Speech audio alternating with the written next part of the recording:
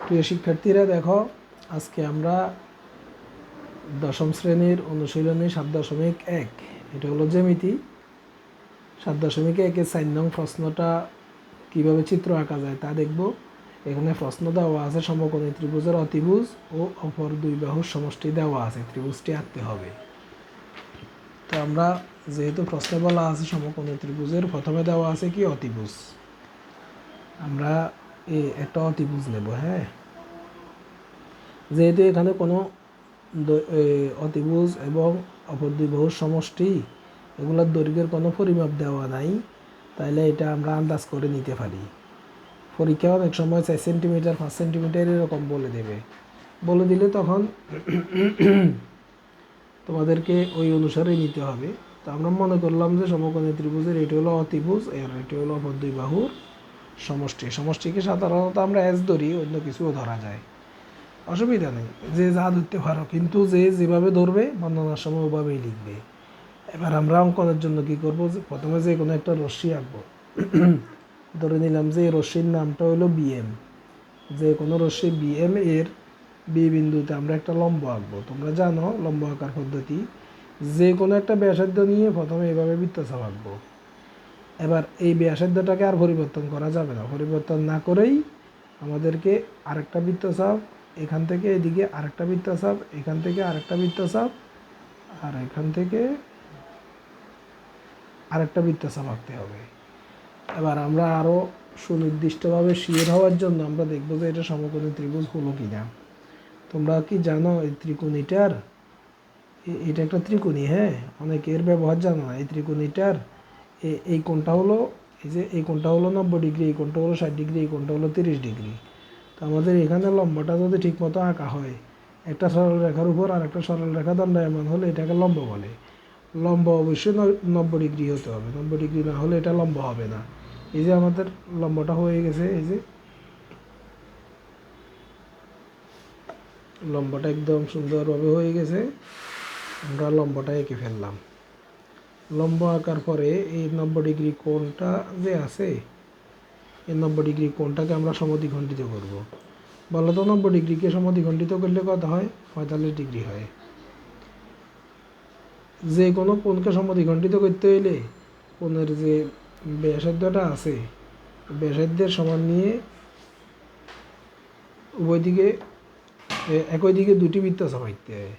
বৃত্তচাপ দুইটা যেখানে ছেদ করছে ওই ছেদ বিন্দু এবং কোণের যে কেন্দ্র বিন্দু, এটাকে যোগ করে দিলে তাহলে কোণটা কী হয়ে যায়? সমদ্বিখণ্ডিত হয়ে যায়। তো আমরা মনে করলাম যে কোনো রশ্মির বি বিন্দুতে বিএল একটা লম্ব আঁকছি। লম্ব আঁকার পরে যে কোণটা উৎপন্ন হয়েছে এই কোণটাকে সমদ্বিখণ্ডিত করছি এবং সমদ্বিখণ্ডক দিলাম বিএফ।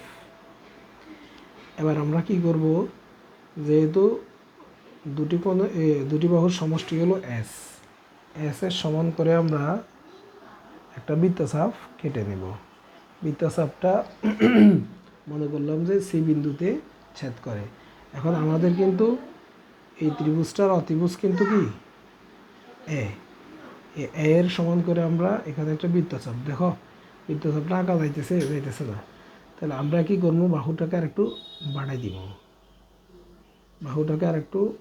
দিব, তো এখানে যদি বাহুটা বাড়াই দিতে হয়, এখানে বাহুটাকে আমাদের বাড়াতে হবে, এখানে একটু করে বাড়াই দিব, কারণ এখানে তো আমরা মাপ নিয়ে আঁকি নেই, এই কারণে আমাদের এই অতিভুজটা ওই বাহুকে স্পর্শ করে দেয়নি, যার কারণে আমরা একটু বাড়াই দিলাম। হ্যাঁ, এবার আমরা যে অতিভুজটা আঁকছি, অতিভুজটা মনে করো একটা হলো এ আর একটা হলো এ ডট বিন্দুতে ছেদ করছে।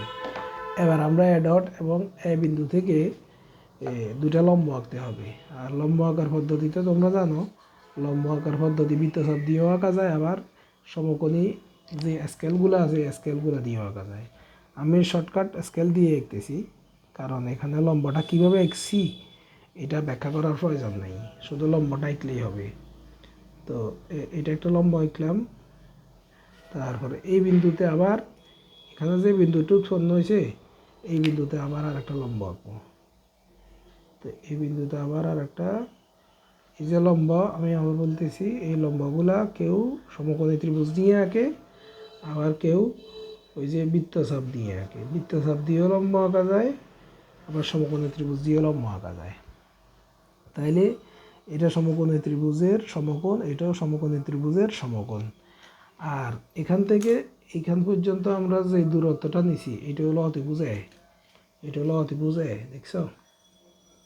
এটা হলো অতিভুজ এ। আমাদেরকে বলাই ছিল যে কোনো সমকোণী ত্রিভুজের অতিভুজ এবং অপর দুই বাহুর সমষ্টি। এই যে এটা হলো অতিভুজ, হ্যাঁ, এটা হলো অতিভুজ এ, এটাও অতিভুজ এ। আর অপর দুই বাহুর সমষ্টি বলতে এই যে এই বাহু আর এই বাহু সমান, বাকি অংশ এটা, তাহলে দুই বাহুর সমষ্টি এটা। আবার কোণ যদি এটাকে ধরি, এই বাহু আর এই বাহু সমান, আর বাকিটি হলো এটা। তাহলে দেখছো এই বাহু এবং এই বাহু মিলে এই বাহু এবং এই বাহু হয়েছে, অর্থাৎ দুই বাহুর সমষ্টি। আর এটাও দুই বাহুর সমষ্টি। তো আমাদেরকে কোণ আঁকার জন্য বলছিল, একটা আমরা এঁকে ফেলছি, দুইটা। এখন আমরা উত্তরের ক্ষেত্রে যে কোনোটাই লিখতে পারি। আমাদের নির্ণয় ত্রিভুজ হলো এ বি সি অথবা এ ডট, এটা হলো, এটাকে বি দেব, হ্যাঁ, তারপর এটাকে এন দেব, এটাকে এম দেব। তাহলে যে কোনো একটা রশ্মি এম এন হতে আমরা এম বিন্দুতে এম এর লম্ব আঁকছি, তারপরে এই লম্বটাকে সমদ্বিখণ্ডিত করছি। এম এফ মানে এল এম এন কোণের সমদ্বিখণ্ডক এম এফ আঁকি। এবার এম এফ আঁকার পরে এম এন হতে ওই যে আমাদের এই দুটি বাহুর সমষ্টি এস, এই এস এর সমান করে এমসি কাটছি। কাটার পরে কি করছি আমরা, সিকে কেন্দ্র করে আমাদের এই যে অতিভুজ এ এর সমান ব্যাসার্ধ নিয়ে এম এ পুরোপুর একটা বৃত্তচাপ আঁকছি। বৃত্তচাপটা এ এবং এ নট বিন্দুতে ছেদ করছে। এরপর আমরা কি করছি, এসি এবং এ নট সি এবং এসি যোগ করছি। এবার এ বিন্দু থেকে এই এম এন এর উপর একটা লম্ব আঁকছি এ বি, আর একটা লম্ব আঁকছি এ নট বি নট। তাহলে এ বি সি অথবা A not B not C ই আমাদের নির্ণেয় সমকোণী ত্রিভুজ।